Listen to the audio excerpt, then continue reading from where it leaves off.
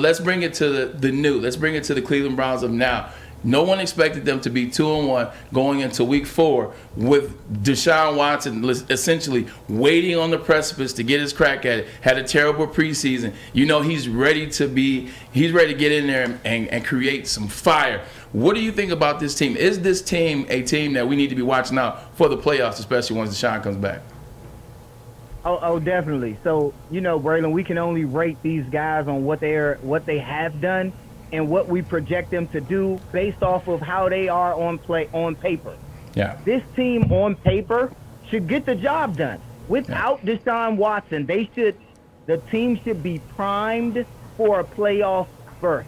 They should be primed and ready for Deshaun to come right in and walk them into the playoff. And that's without Deshaun Watson. That's with Jacoby.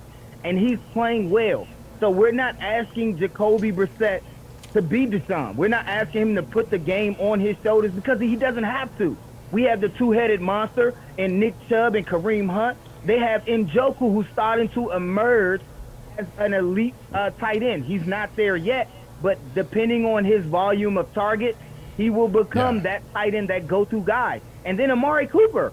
You have a guy who's finally starting to emerge because he didn't play at all in preseason. So now, after he's knocked the dust off, we're ready for him to step into that true number one. It's just Brissett is a game manager, and that's with all respect, because we don't need a savior. We just need somebody to run the offense effectively.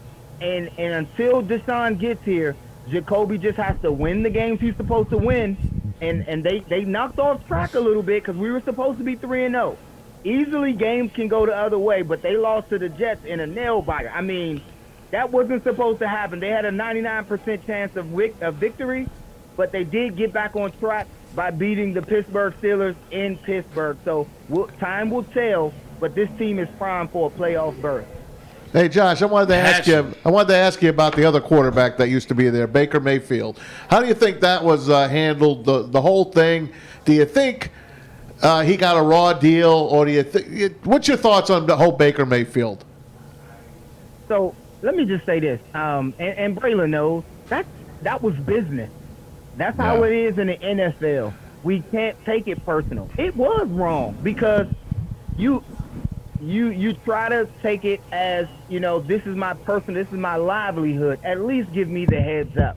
Now you don't have coaches, and I'll say Romeo Crennel. Romeo Crennel once told, and Braylon, I'm not sure if you know, he once told a linebacker, Andre Davis, hey, they want to trade you, they want to renegotiate you so you can, or renegotiate your contract, but I think you should walk. I think you should go to another team. Yeah, I remember that. He did just that. He went to another team. He went to Denver, and he had a good career. He ended a good career. Those coaches don't exist anymore.